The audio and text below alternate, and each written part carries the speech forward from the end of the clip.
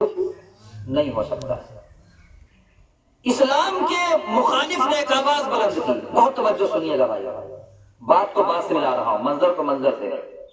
مجلس سمجھنے والے لوگ اور ہوتے ہیں، سننے والے لوگ اور ہوتے ہیں۔ آپ مجلس سمجھنے والے بھی ہیں، سننے والے بھی ہیں۔ سننے والے خالی سنتے ہیں، انہیں پتہ نہیں ہوتا بات کہاں جا رہی ہے۔ سمجھنے والے سمجھتے ہیں کہ کہاں کی بات مولانا کہاں ملا رہے ہیں، اس لیے میں آپ سے توجہ چاہوں گا۔ تو آپ سمجھ بھی رہے ہیں، سن بھی رہے ہیں۔ اسلام کے مخالف نے ایک آواز بلند کی، وہ کیا کہ اسلام کا یہ قانون غلط ہے۔ کون سا قانون غلط ہے؟ بہت آسان لفظوں میں چھوٹے بچے بھی سمجھ جائے۔ کون سا قانون غلط ہے؟ کہ اسلام کا یہ قانون غلط ہے کہ اسلام عورت کو پردے میں رکھتا ہے۔ یہ بھی سیدہ کی مجلس ہو اور پردے کا تذکرہ نہ ہو تو مجلس تو ادھوری ہے۔ کہ اسلام خواتین کو پردے میں رکھتا ہے، یہ قانون جو ہے وہ عقل سے خالی ہے۔ ہم نے کہا کیوں؟ اس نے کہا کیونکہ یہ جو پردہ ہے، جو عورتوں پہ پردہ ہے، یہ پردہ عورتوں کو محدود کر دیتا ہے، لیمیٹڈ کر دیتا ہے۔ مجلس سننے والے لوگ بیٹھے ہیں، سمجھنے والے، ایک جملہ کہوں گا، اگر طبیعت آپ کی منقلب ہو جائے تو ذرا سا ہاتھوں کو اٹھا دیجیے گا۔ کیا کہا گیا منجا؟ مخالف نے، معترض نے کیا کہا کہ پردہ ایک عورت کو محدود کر دیتا۔ میں نے کہا تم سے بڑا بیوقوف کوئی نہیں ہے۔ سنو، پردہ عورت کو محدود نہیں کرتا، بلکہ پردہ عورت کو محفوظ کرتا ہے۔ ارے بھیا کہا بیٹھا میرا، یہ موبائل آپ کے سامنے رکھا ہوا ہے۔ دنیا کا بیوقوف سے بیوقوف انسان، غریب سے غریب انسان جب موبائل چلاتا ہے تو اس کے اوپر 50 روپے کا گلاس ضرور لگواتا ہے۔ میں نے کہا کیوں؟ کہا کیونکہ مولانا یہ پردہ ہے موبائل کا۔ میں کیا کہہ رہا ہوں؟ کیا مطلب؟ کہنے لگا موبائل میں اگر یہ گلاس نہ ہو، موبائل گرے گا تو اس کا اسکرین جا سکتا ہے، لیکن جب گلاس ہوگا موبائل گرے گا تو یہ گلاس اس موبائل کے اندر آنے والی آفت کو اپنے سر پہ لے لے گا، لیکن اندر آج نہیں آنے دے گا۔ اسی لیے اسلام میں پردہ واجب ہے، تاکہ خواتین پہ اگر کوئی بری نظر ڈالے تو یہ پردہ حفاظت کرے۔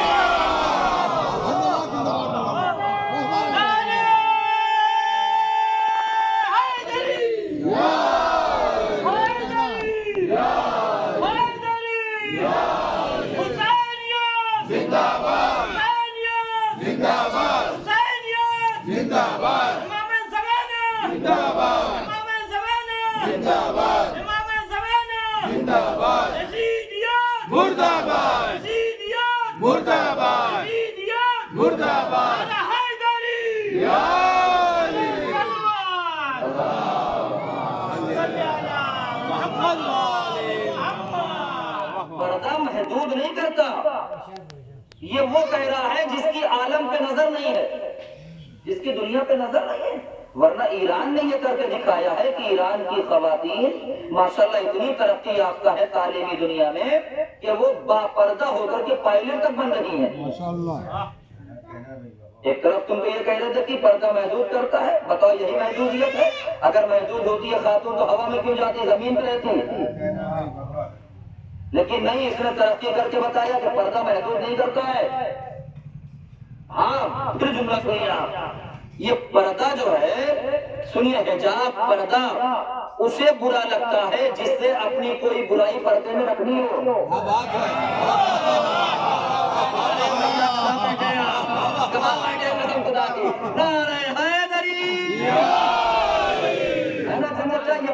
یہ پردہ حجاب اسے برا لگتا ہے جسے اپنی کوئی برائی چھپانی ہو، پردے میں رکھنی ہو۔ یہ پردہ کبھی بھی محدود نہیں کرتا، پردہ محفوظ کرتا ہے۔ 1 روپے کی 2 روپے کی ٹافی جو بچے چوس چوس کے کھاتے ہیں، اس پر بھی کمپنی جو ہے پردہ ڈالتی ہے۔ ارے میں کیا کہہ رہا ہوں، ذرا غور فرمائیے، اس پر بھی کمپنی پردہ ڈالتی ہے۔ میں نے کہا کیوں؟ 1 روپے کی چیز پہ پردہ ڈال لو، کہا بھلے ہی کہ چاہے قیمتی ہو، کم قیمت والی ہو یا زیادہ قیمت والی ہو، پردہ اس لیے ڈال لے تاکہ اندر کی چیز محدود رہے۔ اب میرے طرف متوجہ رہیے گا، بڑا عظیم جملہ کہنے جا رہا ہوں۔ پردہ انسان کو محفوظ کرتا ہے، محدود نہیں کرتا۔ اب قدرت کا قانون سنیے، قدرت کا قانون یہ ہے کہ اس نے دنیا کی ہر قیمتی شے کو پردے میں رکھا۔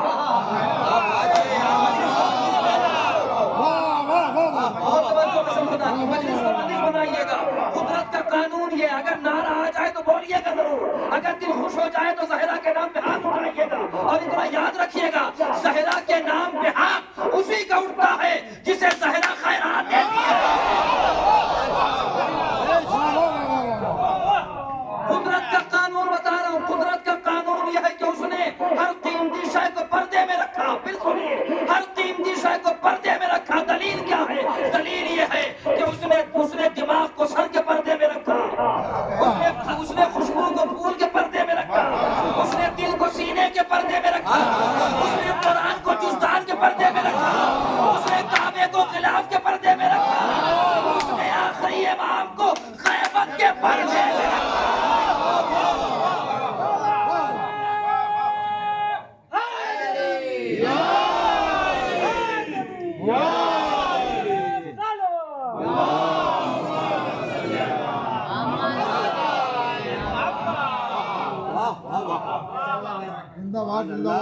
پردہ انسان کو عزت دیتا ہے، ذلت نہیں۔ پھر سنیے، میں اپنے لیے عرض کر رہا ہوں، پردہ خالی ہماری بہنوں پہ واجب نہیں ہے، جتنا پردہ ان پہ واجب ہوتا ہے پردہ ہم پہ بھی واجب ہے۔ بی بی سیدہ سے پوچھا گیا تھا کہ ایک عورت کے لیے یا ایک مرد کے لیے سب سے بہترین کام کیا ہے؟ انہوں نے فوراً کہا عورت کے لیے مرد کے لیے دونوں کے لیے سب سے بہترین کام یہ ہے کہ نہ یہ کسی نامحرم کو دیکھیں،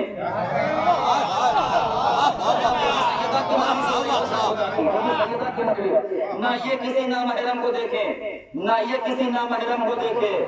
یہ سب سے اچھا کام بتایا ہے، ابھی بھی آپ نہیں متوجہ، یہ سب سے اچھا کام بتایا ہے۔ یعنی کیا مطلب؟ یعنی سیدہ بتانا یہ چاہتی ہے کہ دیکھو تم نماز پڑھو ضرور لیکن نماز کو بچانا بھی سیکھو، روزہ رکھو ضرور لیکن روزے کو بچانا سیکھو۔ میں نے کہا کیا مطلب؟ کہنے لگی نہ جانے کتنے نمازی ایسے ہیں جنہیں ان کی ہوس نے تباہ کر دیا۔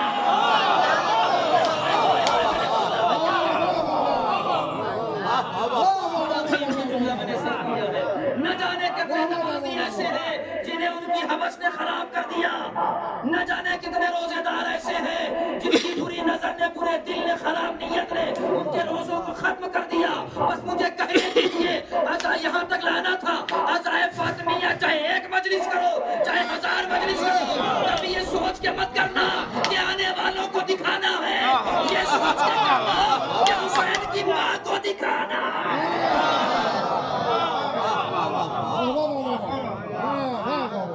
سلامات پڑھے بر محمد۔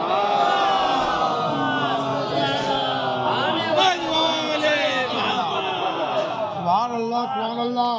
دنیا کو نہیں دکھانا، حسین کی ماں کو نذرانہ پیش کرنا ہے کہ ہم نے آپ کا یہ فرض بچھایا، بی بی قبول فرمائیے گا، ہم نے آپ کا یہ اہتمام کیا، بی بی قبول کریے گا۔ آیت اللہ خامنائی فرماتے ہیں، دیکھیے عقیدہ کیا ہے، یہ میں خود اپنے لیے پڑھ رہا ہوں، آپ کے لیے بھی مفید ہو سکتا ہے۔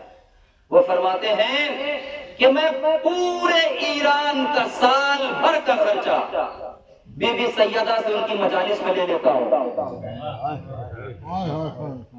مگر بلندی دیکھیے، روحانیت دیکھیے، معنویت دیکھیے، پورے ایران کا سال بھر کا خرچہ بی بی سیدہ سے میں ان کی مجلسوں میں حاصل کرتا ہوں۔ یہ مجلسیں آپ کو ڈبل ٹیبل تب دیں گی جب انہی کے لیے کی جائیں، لیکن اگر ان مجلسوں میں رتی برابر بھی، رائی کے دانے کے برابر بھی کسی کے ذہن میں یہ خیال آیا کہ جاتے جاتے کوئی کہہ دے کتنا اچھا کھانا تھا، کتنا اچھا اہتمام تھا، اگر یہ خیال بھی آ گیا تو عجب نہیں بی بی سیدہ کہہ دے جن کے لیے اچھا تصور کرتے ہو انہیں سے اچھا لے لو۔ یہاں نیت پہ سب کچھ ڈیپینڈ ہے، اتنا یاد رکھیے گا، یہاں نیت پہ سب کچھ ڈیپینڈ ہے۔ نیت اگر خالص ہوتی ہے تو انسان کو کہنے سے پہلے مل جاتا ہے، نیت اگر خالص نہیں ہوتی تو انسان تڑپتا رہتا ہے، لیکن بی بی سیدہ اسے کچھ نہیں ہے۔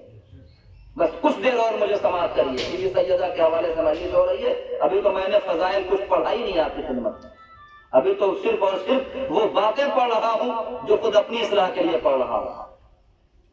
آج پوری دنیا میں